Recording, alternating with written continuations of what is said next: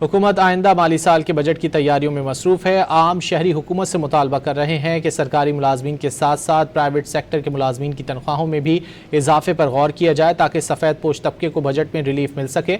मज़ीद तफसीलात जानेंगे डॉन न्यूज़ के नुमाइंदे उमैद अली से। उमैद, बताइए मज़ीद क्या कहना है शहरियों का। जी, हुकूमत आइंदा माली साल के बजट 2026-27 की तैयारी में मसरूफ़ है, लेकिन सवाल ये है कि जो आम आदमी है, आम शहरी जो मुतवस्सित तबका है, वो इस बजट से क्या उम्मीदें मुबस्सल लेके बैठा हुआ है। मेरे साथ इस वक्त एक शहरी मौजूद है, इनसे जानते हैं कि हुकूमत बजट की तैयारी में मसरूफ़ है, क्या तवक्कुआत हैं बजट से, क्या तजावीज़ देंगे हुकूमत को।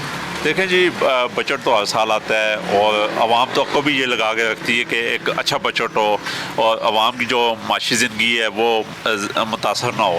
तो मैं समझता हूँ गवर्नमेंट को जो मौजूदा जो पेट्रोल प्राइसेस हैं वो बहुत ज़्यादा हाई लेवल पे हैं, उसको कम से कम किया जाए, बिजली की कीमतों में कमी की जाए और इसी से आवाम को रिलीफ मिलेगा। और सेकंड नंबर पे ये है कि गवर्नमेंट मुलाजमीन की हर साल इंक्रीमेंट लग जाते हैं, लेकिन जो प्राइवेट सेक्टर के जो मुलाजमीन हैं उनके इंक्रीमेंट नहीं लगते। वो बेचारे पूरा सालों साल देखते रहते हैं कि हमारे भी इंक्रीमेंट लगे, हम भी माशी अपना वो जो ज़िंदगी का जो पहिया है वो उसको चला सके। तो मैं समझता हूँ गवर्नमेंट को इस चीज़ पे भी फोकस करना चाहिए, प्राइवेट सेक्टर के लोगों को भी ज़्यादा से ज़्यादा वो फैसिलिटेट करे। जी, आपने जो एक आम शहरी की बात सुनी, उनका कहना है कि जो हुकूमत है वो अब ऐलानात तक महदूद ना रहे, बल्कि जो है अमल दरामद भी करे और जो प्राइवेट सेक्टर है ख़ास तौर पर उनकी जो है सैलरीज़ के ऊपर फोकस किया जाए, उनकी सैलरी जो है वो बढ़ाई, आम आदमी को रिलीफ मिल सके। जी।